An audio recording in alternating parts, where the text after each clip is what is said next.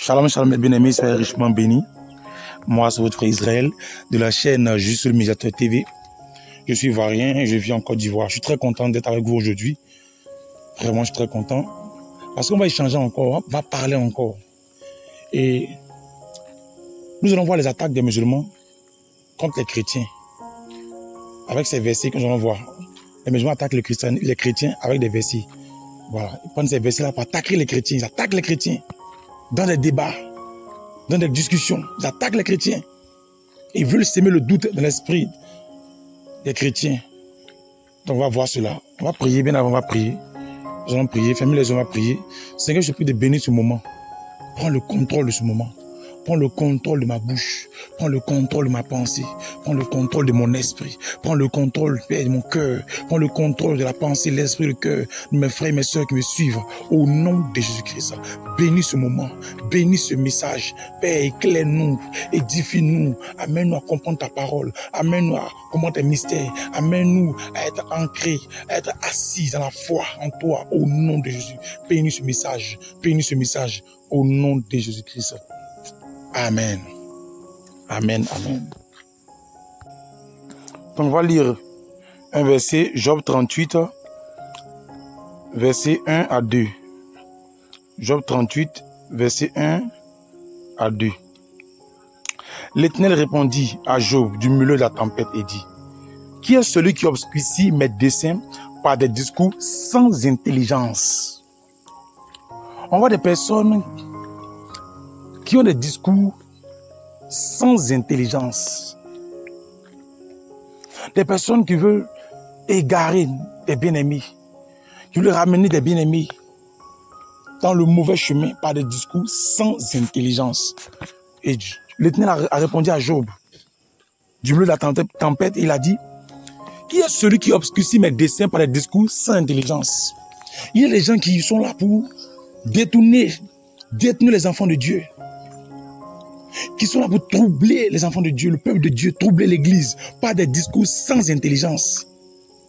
Il y a des personnes qui attaquent l'évangile par des discours sans intelligence. Ces croyants connaisseurs, or en réalité, ils ne connaissent rien. Ils ont des discours sans intelligence. Des personnes qui obscurcissent les desseins de l'Éternel, la voix de l'Éternel, le plan de l'Éternel par des discours sans intelligence. Et bien amis, comme je disais, on va voir les attaques des musulmans contre les chrétiens. Quand il y a des attaques, je vais parler ici des attaques avec des versets. J'aime bien les musulmans, j'ai toujours dans mon quartier où je suis avec beaucoup de musulmans. Il y a des musulmans dans mon quartier, on s'entend très bien. Voilà, je ne parle pas d'attaques physiques, puisque ici nous entendons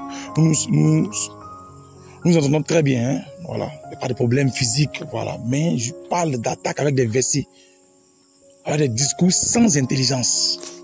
C'est ça que je parle, pas d'attaque ou uniquement agression, non. Ici, on s'entend très bien, nous nous entendons très bien, il n'y a pas, voilà, c'est bien. Mais avec des versets, on va voir les attaques. Bien aimé, prends note, ça va t'aider, prends note. J'ai fait une vidéo sur la divinité de Jésus-Christ. Vraiment, ça a beaucoup aidé les frères et les sœurs. Les gens m'ont vraiment contacté. J'étais vraiment édifié. Même des musulmans ont été contents. Ils m'ont écrit en PV. Vraiment, ils glorifiaient Dieu. Les ex-musulmans, des gens qui étaient musulmans avant, ils m'ont contacté en PV. J'étais très content. Le message qu'il a donné. Voilà. Le message qu'il a donné. Donc, je rends gloire à Dieu. Je rends gloire au Seigneur Jésus-Christ pour cela. Donc, prenez note, mes bien-aimés. Prenez note. Et vous allez voir les attaques des musulmans contre les chrétiens. Ils attaquent les font avec des versets par des discours sans intelligence. Retenez bien cette expression, discours sans intelligence. Ça veut parler, mais au fond, il n'y a pas d'intelligence. Ok, on va aller pas à pas, on va commencer. Voici ce que les musulmans disent. Et quand je parle des musulmans, je parle de nos frères musulmans qui débattent dans les rues, qui attaquent les chrétiens, qui attaquent l'évangile, qui débattent dans les rues, dans les discours dans les rues. Ils disent, la plupart du temps dans les discours, que les chrétiens sont divisés. Ils disent les chrétiens sont divisés. Les chrétiens sont lamentablement divisés. Il y a plusieurs groupes de chrétiens. Il y a plusieurs communautés, plusieurs églises. Oh, nous les musulmans, on n'est pas divisés. Il Il y a un seul groupe musulman. On n'est même pas divisé, on est unis. On n'est pas comme les chrétiens où il y a baptiste ici, Assemblée de Dieu là-bas, Pentecôte ici, Réveil ici. Nous, on n'est pas divisé. On est unis, on est un. On n'est pas divisé. Les musulmans, nous, on n'est pas comme ça comme les chrétiens. Vous, les chrétiens, vous êtes divisés, divisés, divisés. Nous, les musulmans, on n'est pas ça. Mais bien aimé, laisse-moi vous dire que chez les musulmans aussi, là, il y a ça. Il y a les chiites. C'est un groupe de musulmans. Il y a les sunnites, c'est un groupe de musulmans. Et tenez-vous bien, les chiites et les sunnites ne s'entendent pas. Ils n'utilisent même pas le même Coran. Ils ne s'entendent pas. Ils se combattent. Si vous me comprenez, bien aimé. Il y a les Kharijites. Il y a les Mozabites, les Ibadites, les Alaouites. Il y a beaucoup de groupes musulmans. On dit que les chrétiens sont divisés. On appelle ça discours sans intelligence. Discours sans intelligence. Si c'était un discours avec intelligence, ils n'allaient pas le faire, ils n'allaient pas dire ça. Ils n'allaient pas sortir. Dire que les chrétiens sont divisés. On va continuer comme les bien-aimés. Les musulmans affirment qu'il y a plusieurs Bibles. Plusieurs Bibles. Ils disent, oh, il y a plusieurs Bibles. Il y a plusieurs Bibles. Vous les chrétiens, vous parlez beaucoup, il y a plusieurs Bibles.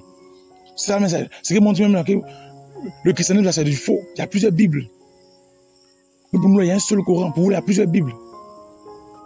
Un seul Coran original. Pour vous, là, il y a la Bible Torble, Bible Darby, Bible des témoins de Jéhovah, Bible Louis II.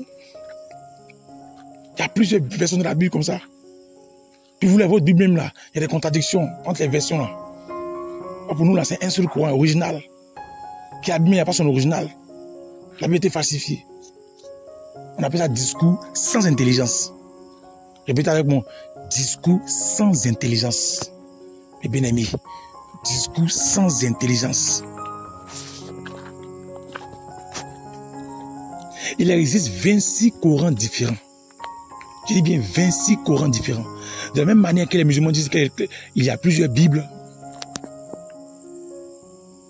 il faut que les musulmans sachent aussi qu'il existe 26 Corans différents. Et plein de musulmans ne le sachent pas. Plein de musulmans ne le sachent pas. Et cela est reconnu par les savants islamiques du monde entier. Ils disent et ils affirment qu'il existe 26 Corans différents. Et tu vas aller dans un tel pays, tu verras un autre Coran qui est différent à un autre pays. 26 Corans différents. On dit, mais le Coran original est là. Il n'existe pas de Coran original. De la même manière qu'il dit qu'il n'y a pas de Bible originale, il n'existe pas de texte original du Coran. Parce que les textes, si vous regardez l'histoire du Coran, il y a une partie même, le mouton a mangé une partie du Coran. Il y a des parties même qui ne sont pas restées. L'originalité n'est pas là, puisque l'arabe qui n'était pas là avant, ce n'est pas le même arabe. Mais bien aimé, si vous me comprenez. Donc quand les musulmans disent qu'il y a plusieurs versions de la Bible, il faut qu'ils sachent qu'il y a 26 Corans différents qui ont des contradictions. Le Coran des sunnites, le Coran des chiites, il y a des différences, il y a des contradictions dans le Coran. Si vous voulez un jour, on va étudier, on va voir les contradictions. Dans le Coran, je vais voir les contradictions du Coran. Et je me suis en train de préparer cela aussi. Je suis en train de préparer cela. Je ne peux pas aussi un message. Parce que les musulmans s'y attaquent un christianisme. Hein. Voilà. Il dit même que Paul n'a pas été envoyé par Dieu. N'a pas été envoyé par Dieu. Un jour, on verra entre Mohammed et Paul, qui a été envoyé par Jésus-Christ. Bien aimé, on verra entre Paul, l'apôtre Paul et Mohammed, qui a été envoyé par Jésus-Christ. Qui a transmis la pensée de Christ, qui a transmis la pensée de Dieu aux hommes. Donc, on va voir ça un jour. Que le Seigneur me rappelle, on fera. Les musulmans disent encore, on va continuer, mes bien-aimés. Prenez note, hein. Prenez note. On va continuer, mais prenez note. Il faut noter. Ça va t'aider. Note, mon bien-aimé. Il faut noter. Moi, c'est une note. Si Dieu a permis cela, c'est pourquoi. Il faut noter. Il faut partager avec tes frères musulmans. Partage dans les groupes. Ça va aider.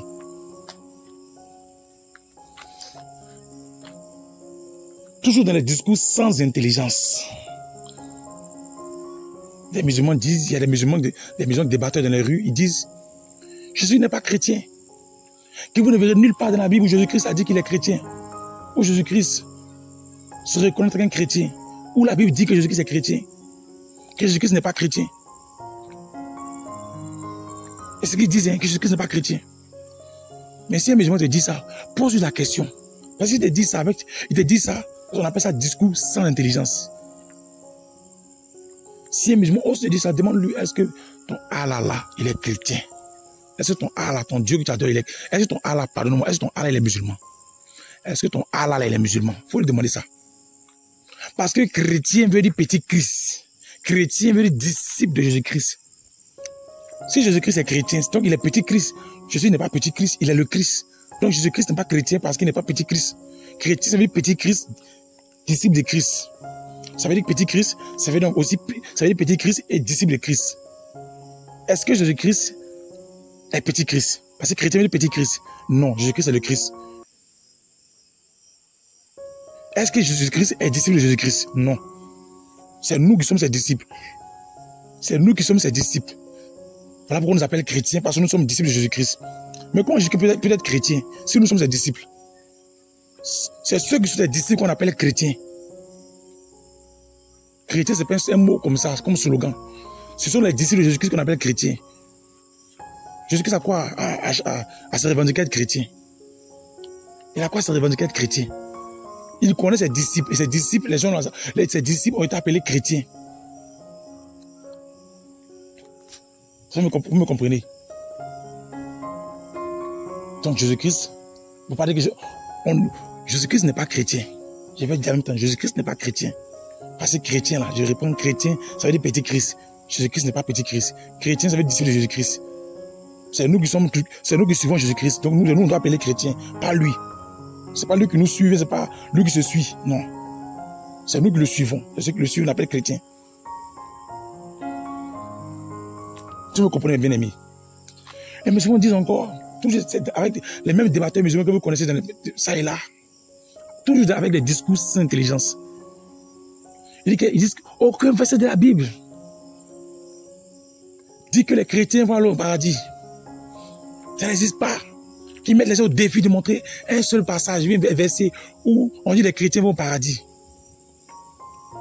C'est ce qu'on appelle un discours sans intelligence. Je dis bien un discours sans intelligence. Quand tu vois ça, tu dis, mais est-ce que cette personne est intelligente? Est-ce que cette personne-là a de la sagesse? Quand tu regardes, tu dis, mais c'est même pas intelligent, c'est même pas sage. Tu ne vois même pas la sagesse. C'est ce qu'on appelle discours sans intelligence. Mais tu regardes, tu dis, mais où est la sagesse dans ça là? Aïe, mais ça là, c'est pas pour on l'a dit. Non, il n'y a aucun verset de la Bible qui dit que les chrétiens vont au paradis. On appelle ça discours. Pour les maisons qu'ils disent là, ils disent sans sagesse, sans intelligence. Ils ont des discours, des raisonnements sans sagesse. Tu vas dire quelque chose. Jésus-Christ dit sa parole. Celui qui écoute ma parole et qui croit à celui qui m'a envoyé a la vie éternelle.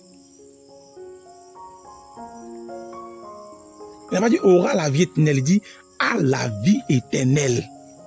Jésus-Christ ne dit pas aura, ou bien peut-être que tu auras la vie éternelle. Il se pourrait que tu auras la vie éternelle. C'est pas trop sûr. On va voir. Non, il dit celui qui écoute ma parole et qui croit à celui qui m'a envoyé a la vie éternelle. Ça veut dire que tu as ça déjà. Celui qui écoute ma parole et qui croit à celui qui m'a envoyé a la vie éternelle. Qui sont ceux qui écoutent la parole de Jésus-Christ et qui croient à celui qui l'a envoyé? Ce sont les chrétiens.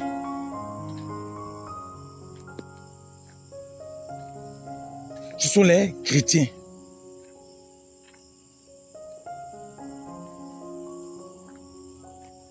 Jésus a dit sa parole. Celui qui croira et qui sera baptisé sera sauvé.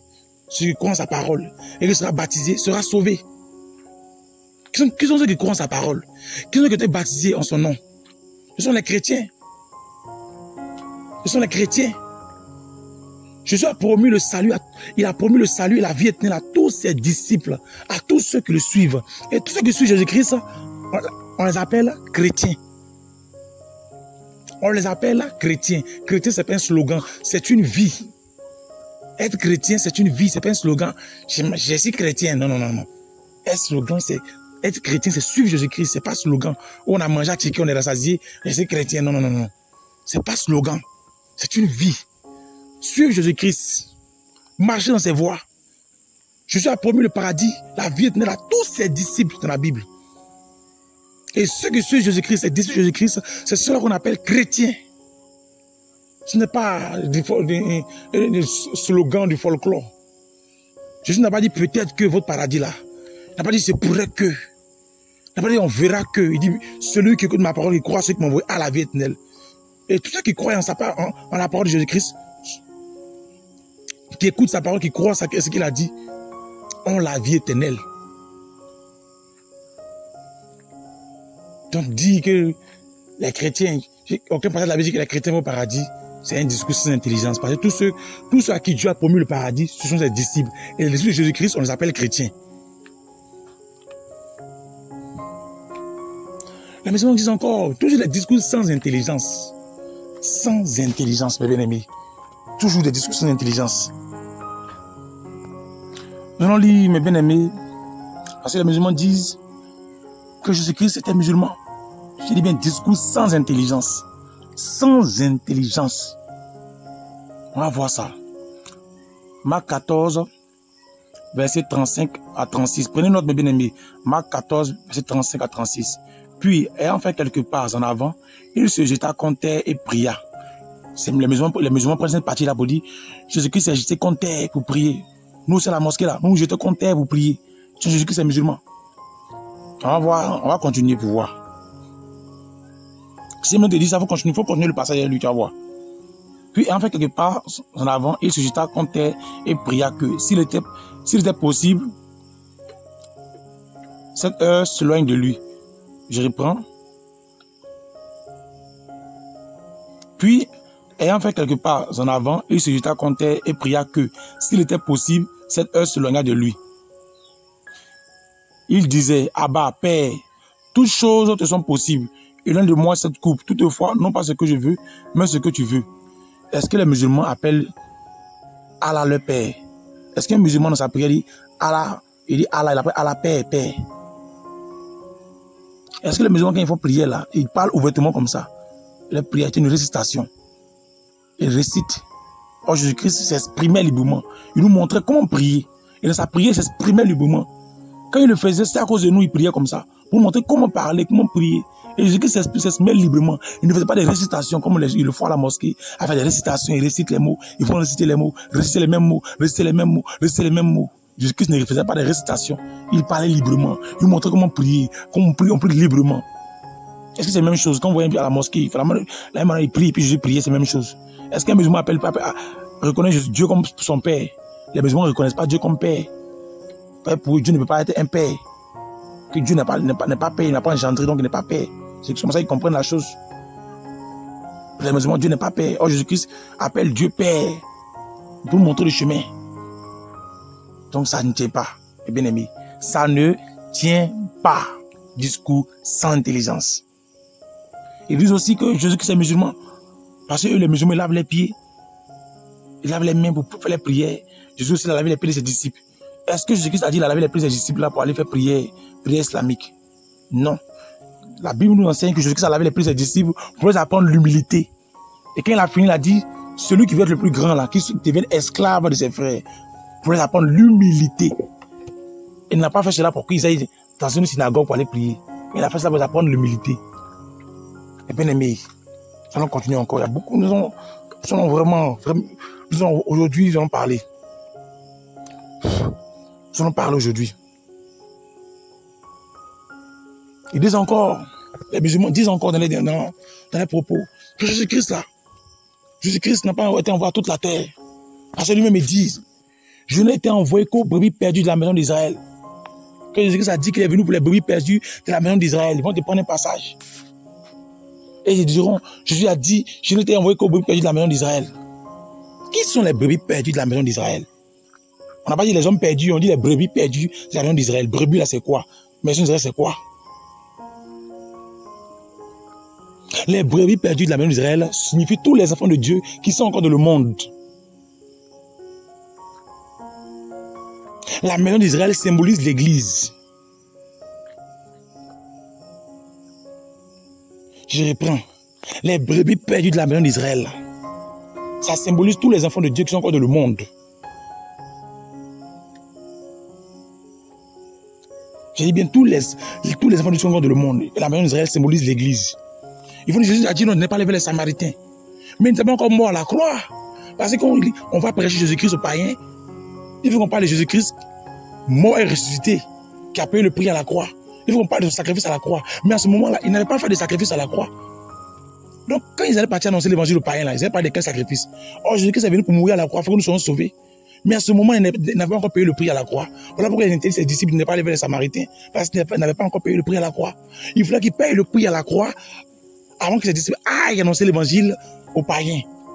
Là, comme ça, qu'ils vont annoncer l'évangile aux païens maintenant, ils vont les parler, ils vont maintenant leur montrer l'évangile en disant Jésus-Christ est venu, le Messie est venu, il est mort à la croix pour nos péchés, il a pris tous nos fardeaux de sa tête, et ceux qui croient en lui à la vie éternelle. Mais à ce moment, il n'a pas encore fait le sacrifice. Oh, il devait annoncer l'évangile pour parler du sacrifice du Christ. Voilà pourquoi il a dit, il n'en est pas vers les Samaritains, parce qu'il n'était pas encore mort, il n'était pas encore allé à la croix. Vous comprenez, bien aimé? Les musulmans prennent ça, ils vont dire non. Jésus est envoyé pour les brebis perdues de la maison d'Israël, il est envoyé pour les juifs, il est envoyé pour les juifs. Donc il a déjà expliqué déjà. Mais il y a un passage du Coran même qui nous montre que aussi Mahomet a été envoyé à la Mecque et les alentours. Mahomet n'a pas envoyé même pour toute la terre. Il a été envoyé pour la Mecque, les gens de la Mecque, là, puis ceux qui sont autour là. On va voir un passage aussi qui le dit. On va lire ce passage ensemble, mes bien-aimés. Coran 6, verset 92. Coran 6, verset 92.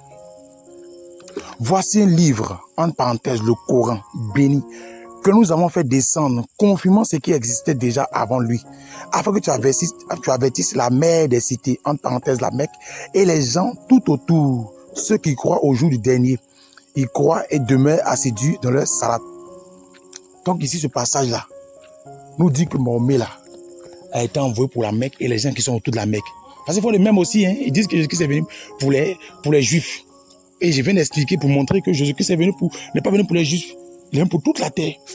Mais eux disent, on va prendre les livres aussi pour montrer aussi qu'eux aussi là, les Mohamed là, il est venu pour la Mecque. Et ceux qui sont autour de la Mecque. Les musulmans qui sont en Côte d'Ivoire, c'est la Côte d'Ivoire autour de la Mecque. Hein? Est-ce que la Côte d'Ivoire autour de la Mecque? Est-ce que la France est autour de la Mecque? La France. Est-ce que le Burkina est autour de la Mecque? Donc, on va prendre ça, on va dire aussi que l'islam est venu pour la Mecque et tous ceux qui sont autour de la Mecque.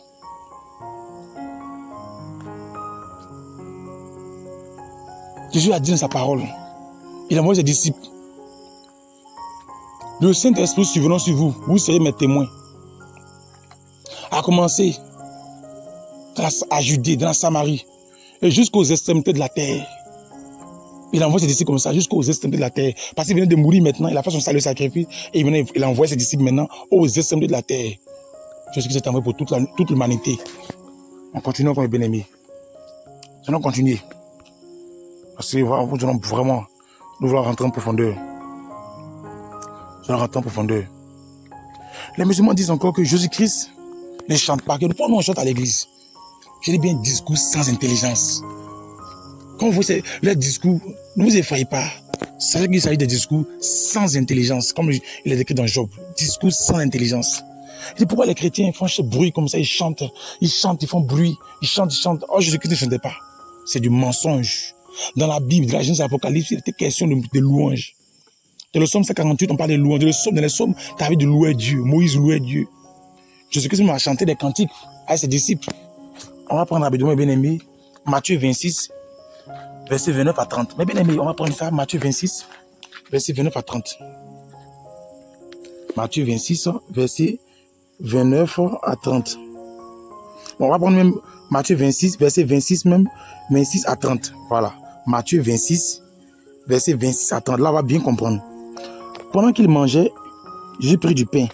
Et après avoir rendu grâce, il le rompit et le donna aux disciples. En disant, prenez, mangez, ceci est mon corps. Et il prit ensuite une coupe et après avoir rendu grâce, il la leur donna en disant, buvez-en tous. car ceci est mon sang, le sang de l'alliance qui est répandu pour plusieurs, pour la rémission des péchés.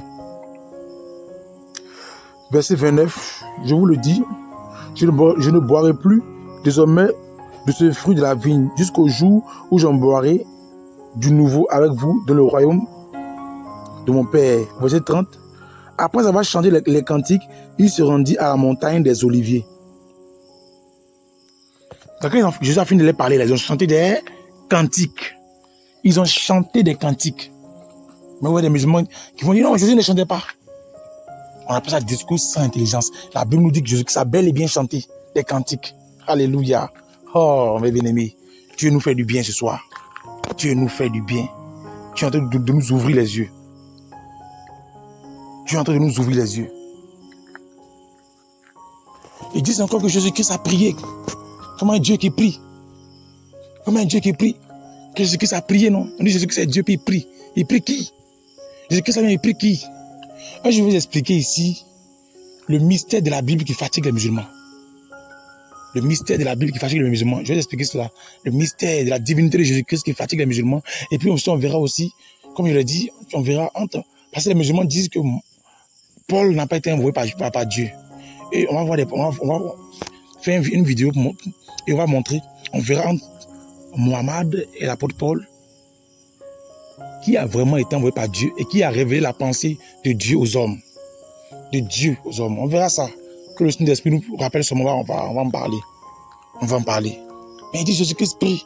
Comme un Dieu qui prie. Comme un Dieu qui prie. Hein? Un Dieu qui prie. Mais dans les propres livres aussi, Allah a prié.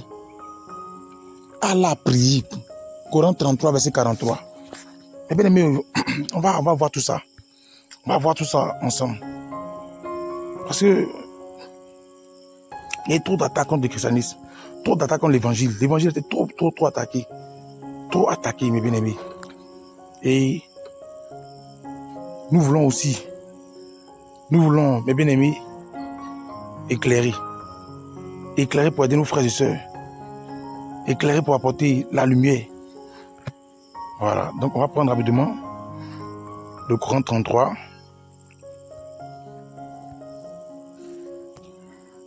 Coran 33, verset 43. Voilà.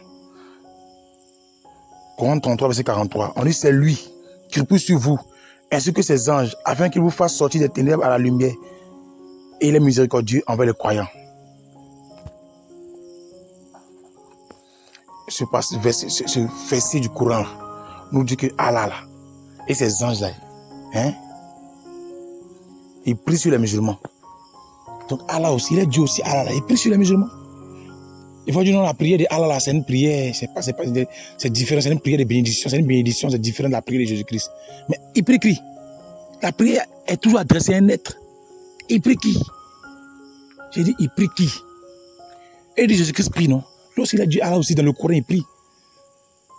Donc ces accusations sont des discours, ces accusations des musulmans, je dis bien, sont des discours sans intelligence. Sans intelligence. Nos frères musulmans qui débattent dans les rues sont à la recherche de la légitimité. Ils veulent rendre légitime l'islam. Ils veulent ici, qu'est-ce qu'ils veulent faire? Ils veulent saboter le christianisme, saboter l'évangile,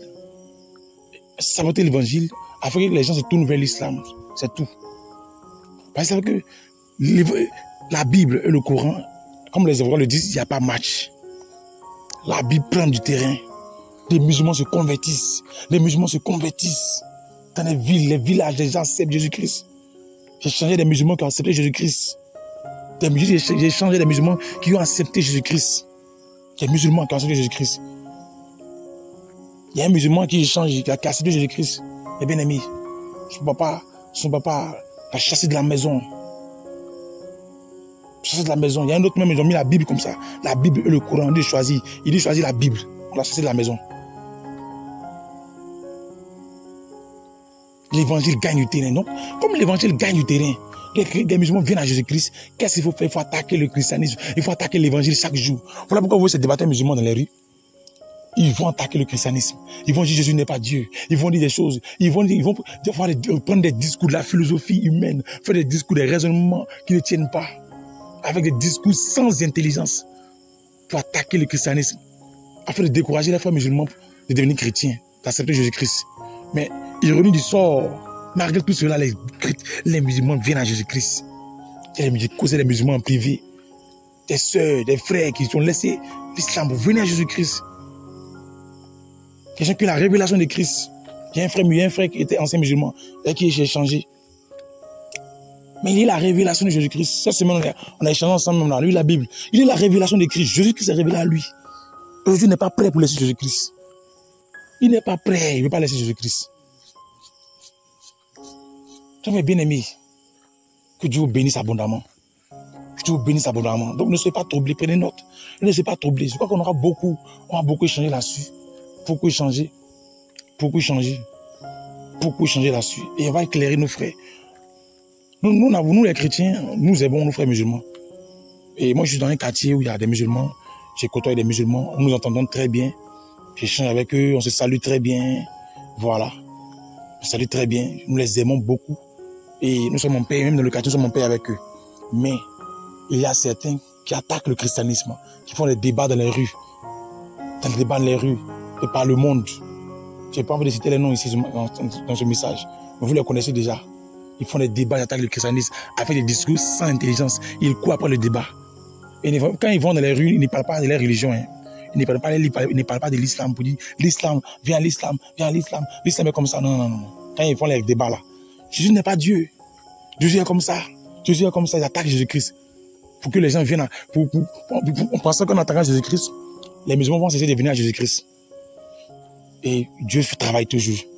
Donc, mes bien-aimés, nous sommes au thème de la vidéo. Que Dieu vous bénisse abondamment. Nous sommes au thème de la vidéo déjà. Donc, nous sommes au thème de la vidéo. Voilà. Nous sommes au thème de la vidéo. Donc, je rappelle que, mes bien-aimés, pour ceux qui veulent me contacter, hein, par rapport à ce qui vient de se passer, qui veulent échanger avec moi, je suis disponible. Mon numéro est dans la description. Et puis aussi, je vais mettre ici mon numéro sur l'écran. Et puis, vous avez un groupe WhatsApp chrétien de sanctification de Sindété. Donc, le lien va être dans la description. Et puis, le groupe Telegram aussi. Puis, ma page Facebook. Nous avons notre page Facebook. Juste Médiateur TV. Voilà. Donc, que Dieu vous bénisse abondamment, abondamment, abondamment. Voilà. Je mettrai aussi le lien de la vidéo pour passer sur la divinité de Jésus-Christ confirmée par la Bible et le Coran. Je mets ça dans la description. Que Dieu vous bénisse abondamment. Donc, j'attends vos questions. Pour ceux qui ont des questions, qui veulent me contacter, voilà, vous pouvez me contacter. On va échanger cordialement, fraternellement. Ceux qui ont des questions, des éclaircissements, vraiment. Pour tous les frères musulmans qui veulent venir à Jésus-Christ, nous avons les bras ouverts, nous allons vous accueillir. C'est l'évangile, vraiment, c'est l'amour, vraiment l'évangile. C'est le salut. Donc, on va vous accueillir vraiment avec joie, avec amour. On va échanger ensemble avec joie, avec amour. Je serai très content, très ravi d'échanger avec vous. Donc, me contacter par notre vocal ou bien pour m'appeler directement si nous sommes dans le même pays. Vraiment que Dieu vous bénisse abondamment, abondamment, abondamment. Dieu vous bénisse abondamment. Je crois que nous allons nous laisser. Voilà. Donc,